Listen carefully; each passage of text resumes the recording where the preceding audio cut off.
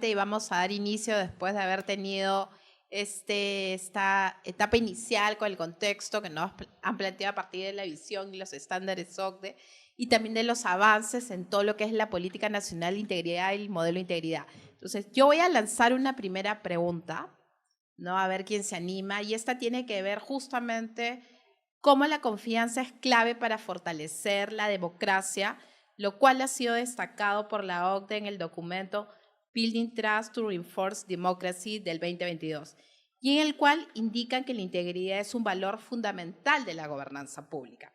Entonces, en ese sentido, la pregunta es ¿cómo contribuye la política nacional de integridad y la actuación empresarial a recuperar la confianza de los y las ciudadanas en las instituciones bajo un contexto donde la corrupción es uno de los principales problemas del Perú?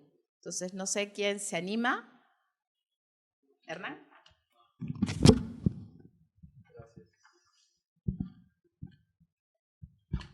¿Aló? Gracias. Sí, primero que nada, permítanme hacer un reconocimiento a la labor que viene desarrollando la Secretaría de Integridad Pública. No solo Sara Farfán, sino sus predecesoras, inclusive en entornos tan complicados y tan adversos y tan faltos de voluntad política como los que hemos venido viviendo en los últimos años. No hablo de un último gobierno, hablo de varios gobiernos que en realidad no han mostrado, al menos en lo que se implica hacia la población y con transparencia, caminar en un sendero que nos lleve a integridad y una lucha frontal contra la corrupción. No hay más que ver lo que nos ha venido sucediendo en los últimos meses entre distintos poderes del Estado.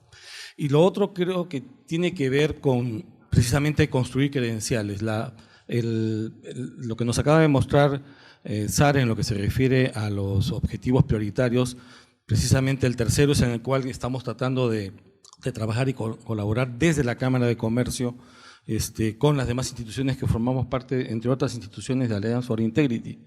Pero también nos da mucho desasosiego en esta tarea que cada uno y colectivamente queremos de construir credenciales para recuperar confianza, el hecho de que hayan entidades como por ejemplo el Acuerdo Nacional o la Comisión Alto Nivel Anticorrupción que tienen poco apoyo, poca difusión o que poco interés, porque inclusive la Comisión Alto Nivel Anticorrupción este año por lo menos no ha sido convocada, no ha sesionado. Entonces creo que ahí hay también mucho que hacer y gestos y manifestaciones que tienen que darse de distintas instancias. Nosotros creemos que, por ejemplo, en lo que explicaba Sara, hay el primer objetivo, el segundo objetivo, que tienen que ver con el coto a la corrupción sistémica o mejorar las capacidades de los funcionarios públicos o el rechazo a la impunidad, que tiene más relación con el objetivo número cuarto, pero el tercero, que es el incrementar la participación del sector empresarial, la academia y la sociedad civil en la lucha contra la corrupción, no implica sino sumar esfuerzos. Y nosotros creemos que con la convocatoria que hemos recibido de Alliance for Integrity, a quien agradecemos por la invitación, como también a la GIZ por el apoyo que viene dando a esta iniciativa, queremos seguir trabajando y queremos seguir colaborando y aportando ideas. ¿Cómo queremos nosotros desde la Cámara colaborar con esta iniciativa? Por un lado, empezando por casa, ¿no? Buscamos y tenemos una participación activa en INACAL, donde además presidimos el Comité Técnico de Normalización de Sistemas de Gestión de Calidad para promover la integridad, en donde se vienen generando una serie de iniciativas legislativas y de otra naturaleza para consolidar el tema. Promovemos entre nuestros asociados, que son 10.000 y son la mayoría pequeñas y medianas empresas, aunque también hay las grandes empresas multinacionales, pero las pequeñas y medianas son en donde creemos más necesario promover los modelos de prevención y para eso damos una serie de consultorías, hacemos un trabajo puntual específico con pymes y en esa línea hemos desarrollado un taller sobre los sistemas y de cumplimiento como herramienta para prevenir la corrupción. Y la última iniciativa que estamos llevando a cabo con la colaboración de la Secretaría de Integridad Pública y de varias universidades es un semillero de formación para futuros funcionarios y servidores públicos para darles una perspectiva de integridad y de transparencia en su futura gestión, si es que finalmente se vinculan al servicio público.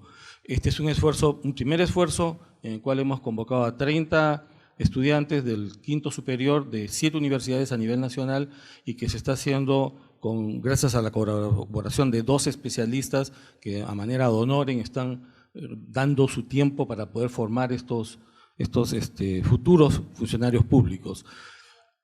La Cámara de esa manera pretende o cree que está construyendo credenciales que ayuden a recuperar la confianza del sector empresarial. Por cierto que la Cámara es una de las muchas instituciones empresariales que están en ese mismo esfuerzo, pero es la manera, creo yo, como en el marco de lo que implica el objetivo prioritario número 3 podemos hacer para poder seguir colaborando con quienes están tratando, inclusive contracorriente, de liderar un cambio en la política pública de integridad.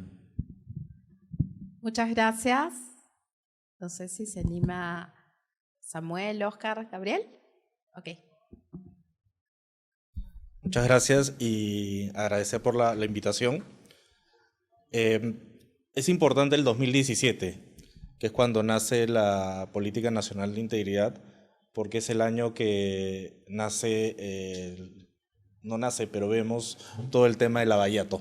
Yo en ese momento estaba en el Ministerio de Economía y Finanzas y pude ver de primera mano cómo el tema de corrupción se vivió claramente, y también pude ver cómo desde el Estado, poco a poco, la Política Nacional de Integridad ha ido avanzando, cómo estas oficinas fueron siendo implementadas en muchos ministerios, y felicitaciones porque es realmente importante y creo que es la principal política que tenemos desde el Estado de lucha contra la corrupción y también para eventualmente ser parte de la OSD. Así que me da mucho gusto ver que poco a poco ha ido creciendo, ya hay 89 instituciones que han ido adoptando esta política y estas oficinas. El reto es grande todavía, pero poco a poco vamos avanzando. Y por otro lado también tenemos el Plan Nacional de Acción de Derechos Humanos, que también es otro espacio importante desde el Estado donde se pueden ver todos los temas de integridad y sostenibilidad. Ahora, desde el sector privado, ¿qué es lo que venimos haciendo? Que es mi otro sombrero, bueno, mi sombrero actual, que es desde Confiep. Confiep representa a 20 gremios, más o menos el 75% del PBI, y tenemos una serie de asociados y de sectores con los que hemos venido trabajando en este tema. Y regreso al 2017, porque en el 2017 claramente hay un cambio de actitud en las empresas. Las empresas rápidamente han incorporado oficiales de integridad, su propósito ha cambiado, han venido ajustando cuáles sus organizaciones para poder luchar contra este tema. Y desde Confiep nosotros también venimos trabajando de la mano con el Banco Interamericano de Desarrollo en firmar un pacto de integridad y 2, en implementación de un código de conducta y un reglamento.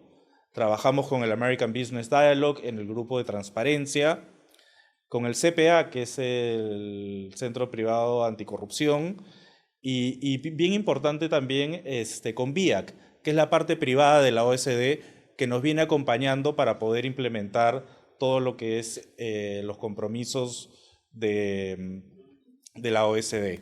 Tenemos una alianza con Empresarios por la Integridad también, donde las empresas se van certificando. Somos parte del Pacto Global y el mensaje acá es: el sector privado ha reaccionado, está reaccionando y está tratando de trabajar en este tema, y es importante la parte pública como la privada, ¿no?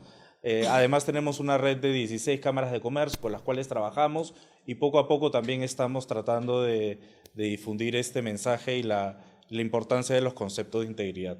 Así que reconocemos el compromiso del Estado y también es importante comunicar que desde el sector privado se están haciendo grandes esfuerzos para poder llevar adelante este mensaje.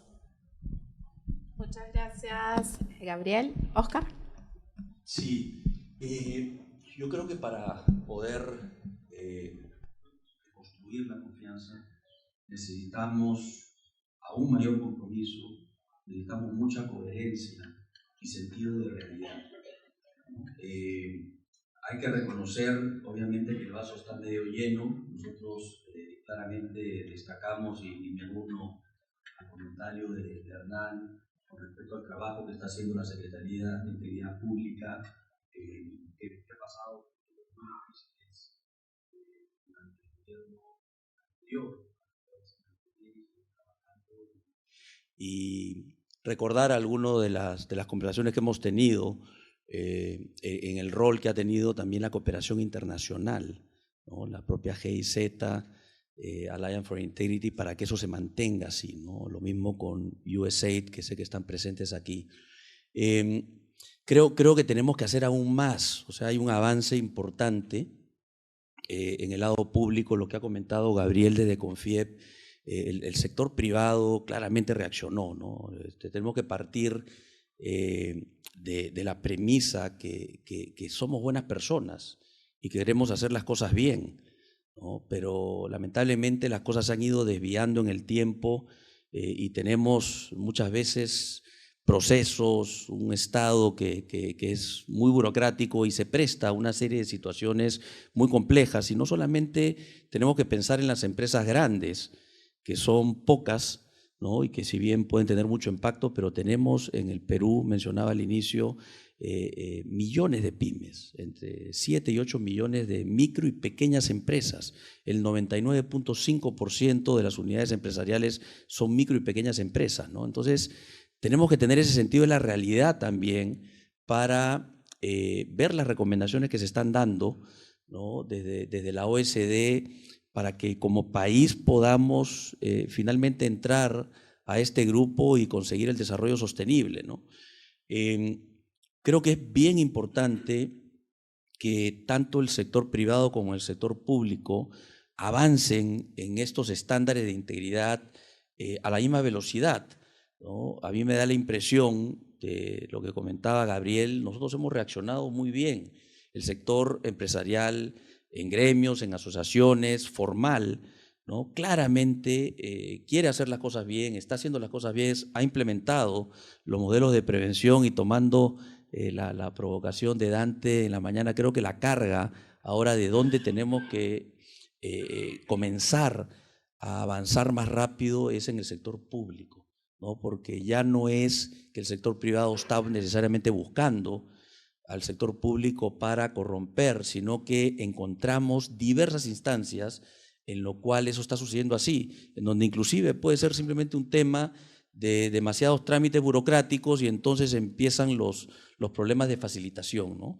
Nosotros estamos trabajando con la cooperación alemana, un levantamiento de información con micro y pequeñas empresas, bodegueros, panaderos, empresas que están participando en programas de compras públicas, nos están contando su ruta de integridad, ¿no? El informe lo vamos a tener en los próximos meses, hemos quedado en compartirlo con la Secretaría de Integridad Pública, con quienes de paso, debo mencionar, estamos trabajando de una manera muy colaborativa, ¿no? Lo que mencionó la señora Sara Farfán del apoyo a este marco legal para darle más fuerza a los sistemas de integridad, y esta posición de integridad en las entidades del sector público surge de conversaciones, ¿no? Ha estado en la Asamblea de Empresarios por la Integridad, ha estado también en el Consejo Consultivo de Alliance for Integrity, y esa es la manera como podemos colaborar tanto sector público y sector privado, ¿no?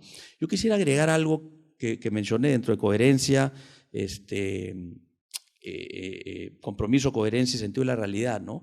Creo que es importante que todos nos activemos mucho cuando se ven nombramientos. La OECD mencionó, se tiene que mejorar la gobernanza de entidades relevantes, ¿no? En el Perú, Petroperú, por ejemplo, ¿no? Que no nos convirtamos, ¿no? en las grandes petroleras que son un problema y un nido de corrupción. Bueno, eso ya nos está pasando acá, ¿no? Tenemos de salud, ¿no? Una entidad que debe brindar servicios de salud a 12 millones de asegurados, ¿no? Trabajadores formales, sobre todo el sector privado contribuye con salud, y no funciona, y nombramos a personas que seguramente hay algún tipo de acuerdo político, ¿no? Y estamos sacrificando la salud de millones de personas cuando hemos pasado por una experiencia terrible en la pandemia, ¿no? Entonces tenemos que tener coherencia entre lo que se dice y lo que se hace, ¿no? Y una recomendación, creo que está Germán por aquí de la OSD, tuvimos la oportunidad de estar con el secretario general hace algunas semanas. Creo que en las recomendaciones hay que incorporar este sentido de la realidad. La informalidad en el Perú es del 75% a nivel laboral, es de más del 80% a nivel empresarial, ¿no? Entonces, si seguimos normando solamente para un reducido grupo de empresas, ¿no? Y no tenemos en cuenta que tenemos a millones de personas, aproximadamente 14 millones de trabajadores en el Perú, que no hacen parte del sistema, ¿no? Y que solamente estamos normando para una parte, entonces no vamos a encontrar una buena solución. Ahí hay no solamente un tema laboral, un tema tributario, hay un tema de burocracia, que sería bueno también tenerlo alto en la agenda de las recomendaciones que está haciendo la OECD. Y finalmente, en ese espectro de informalidad tenemos la ilegalidad, ¿no? Seguramente en muchos de los países de los que estamos aquí. O sea, tenemos desde minería ilegal, tala ilegal, tenemos obviamente el narcotráfico, tenemos el terrorismo, que muchas veces se alían, ¿no? entre ambos para protegerse, ¿no? Entonces tenemos que tener en cuenta eso también, porque si bien las empresas tenemos que abrazar, y hemos firmado desde CONFIEP en los tiempos que yo estaba ahí, el Plan Nacional de Acción de Empresas y Derechos Humanos, y estamos haciendo lo que tenemos que hacer, es sobre todo en la informalidad y en la ilegalidad donde se vulneran los derechos humanos. Entonces, si no tenemos en cuenta esa realidad, entonces va a ser muy difícil que el Perú avance hacia la OECD y hacia el desarrollo sostenible. Y termino con un comentario más, porque seguramente no tendré tiempo para otro, pero es también en las recomendaciones tenemos que tener en cuenta la necesidad de una reforma política electoral, ¿no? Hoy en día, la forma como elegimos a las personas que se encargan de brindar los servicios y atender las demandas de la población no tiene los filtros suficientes para tener personas idóneas. Tenemos que hacer algo al respecto, debería estar en las recomendaciones de la OECD. Lo mismo con el financiamiento. A raíz de los problemas del abajato y de contribuciones por encima de los topes del sector privado, se eliminó al sector privado empresarial del financiamiento de la política. Y los únicos que están financiando la política hoy, aparte del pequeño financiamiento estatal, son los ilegales. Entonces tenemos a esas fuerzas que están siendo representadas en los gobiernos regionales, inclusive han llegado al gobierno nacional claramente en el gobierno pasado y están también en el Congreso. Entonces tenemos que tener ese sentido de la realidad. No nos quedemos solamente en las buenas intenciones, que son importantes, y partiendo de que somos personas de buena voluntad y que queremos actuar bien. Si no hacemos los cambios necesarios con un sentido de la realidad, va a ser muy difícil que avancemos. Muchas gracias, Oscar. Me dicen que tenemos 10 minutos, entonces continuamos con Samuel y tal vez una reflexión de Sara. Sí, gracias, Sara. Perú es, como muchos de los países que están representados acá, uno que tiene una situación de corrupción que es endémica, es sistémica y es estructural, ¿no?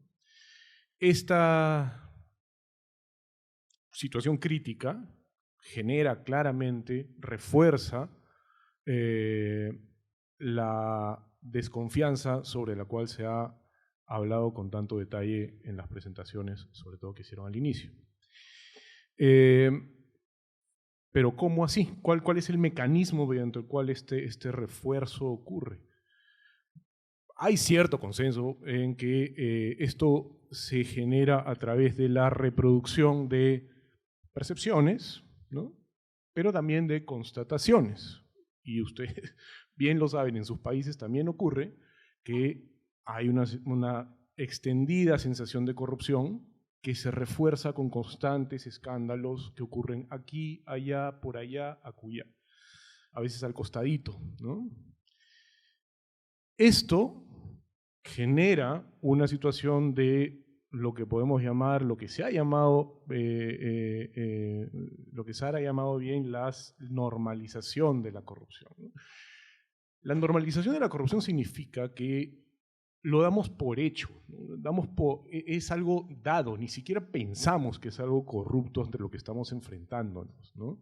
Es un es normal, ¿no?, que el inspector municipal nos pida una coimita, ¿no?, un apoyo para dejarnos funcionar, aunque no haya encontrado ningún problema en nuestras empresas. Y en la Cámara deben tener cientos de ejemplos de ese tipo con las pequeñas empresas que hay ahí.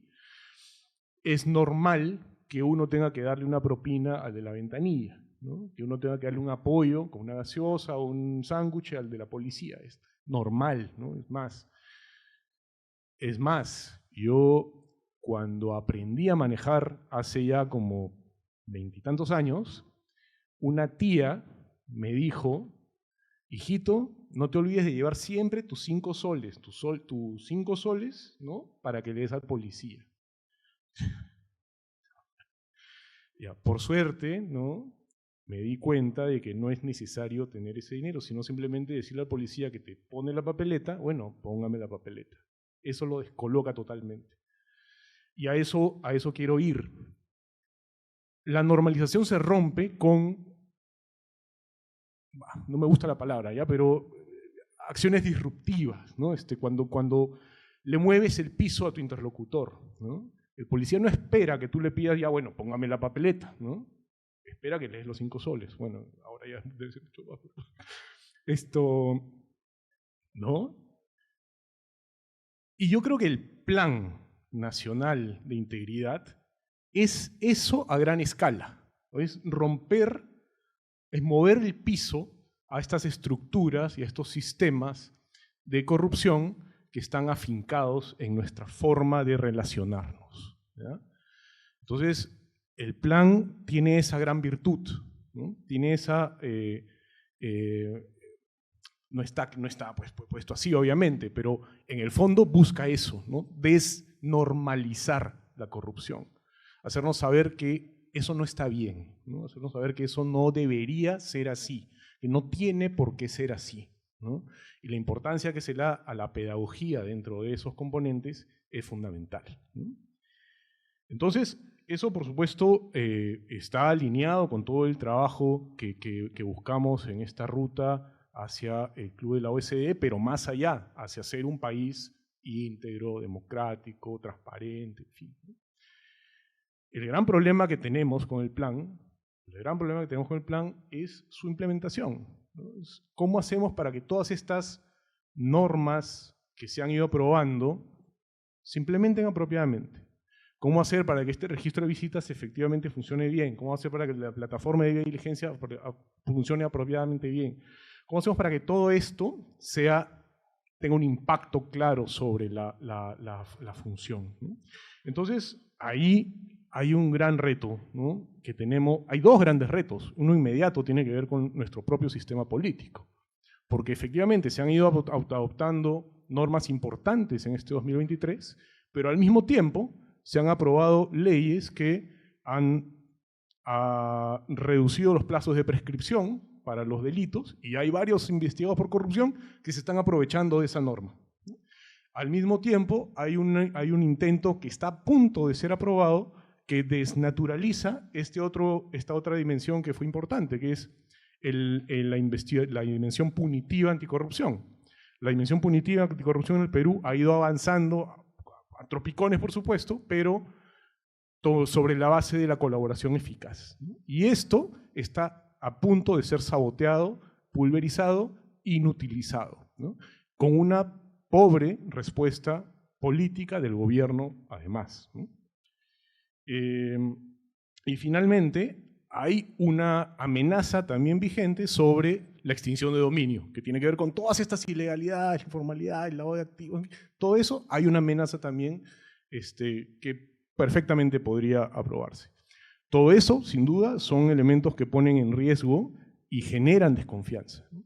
Pero hay también otro tipo para terminar, hay también otro tipo de problemas serios. Efectivamente, hemos avanzado en materia de transparencia, hemos avanzado en materia de rendición de cuentas, pero no puede ser posible que, y esto ocurrió el día de ayer, el primer ministro, el presidente del Consejo de Ministros, critique duramente a los periodistas que utilizan la Ley de Acceso a la Información Pública. Eso es peligrosísimo. Eso es prácticamente es una amenaza contra 20 años, más de 20 años de desarrollo de nuestra legislación de transparencia, ¿no? Y pone en riesgo, pone en duda y genera desconfianza sobre todos los avances que hay en este campo, ¿no? Entonces nos corresponde a quienes venimos siguiendo técnicamente los esfuerzos que se están haciendo, reforzar, tratar de responder a esas amenazas, ¿no? Bueno, ya. Disculpen por el tono poco, poco optimista, ¿no?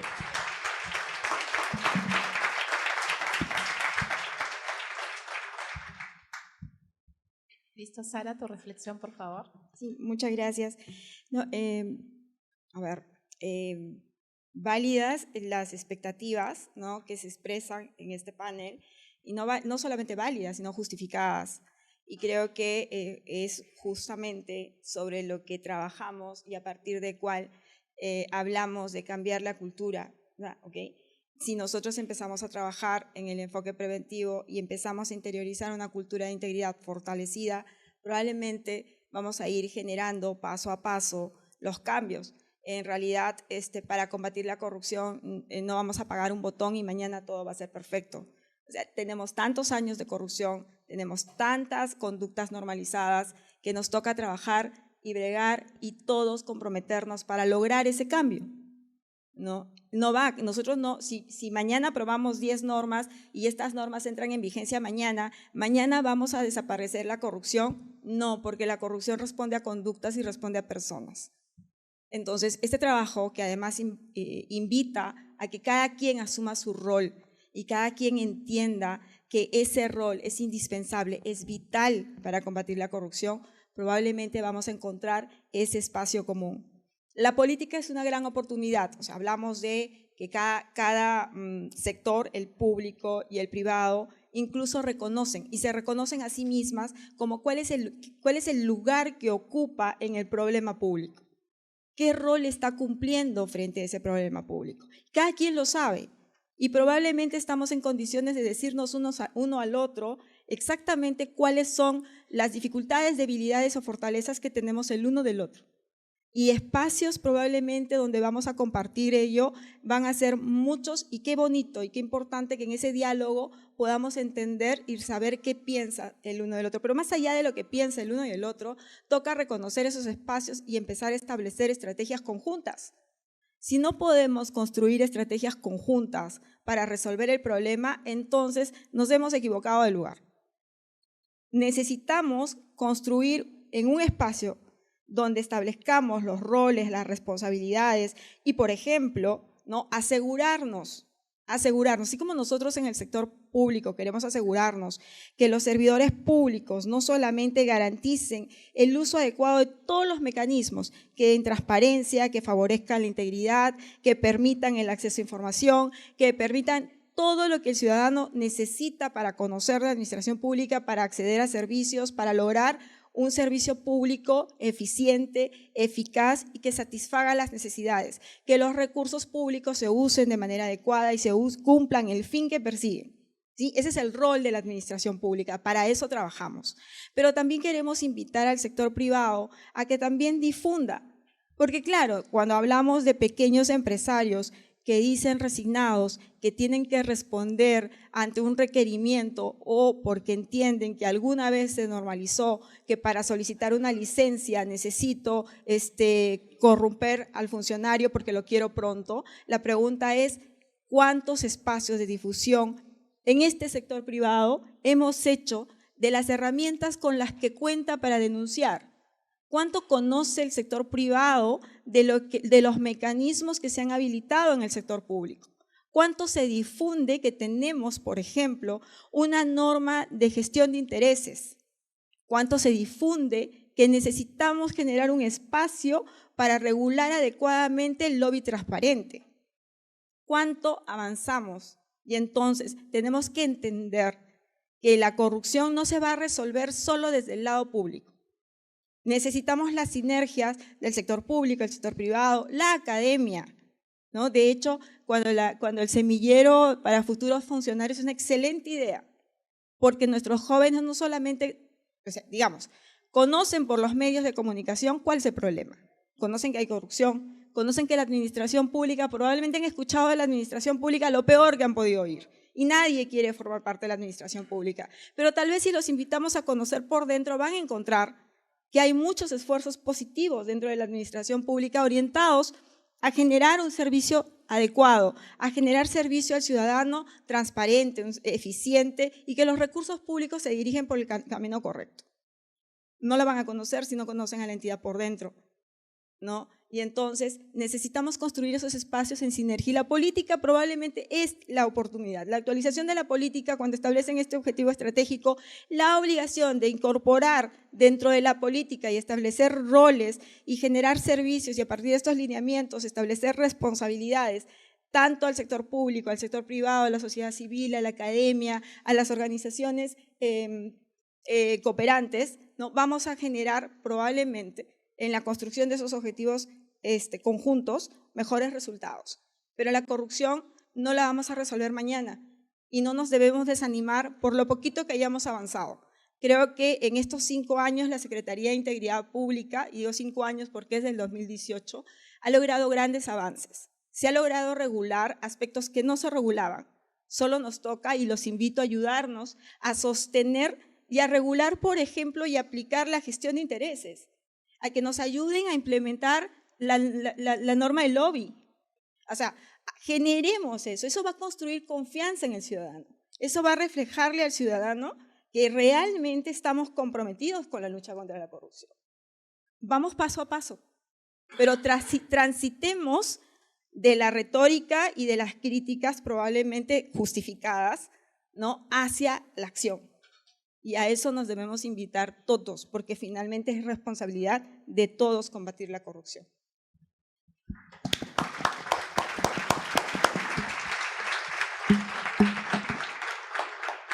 Muchas gracias, Sara. Con eso estamos concluyendo este primer panel. Muchas gracias a cada uno de nosotros que nos han acompañado en este primer espacio.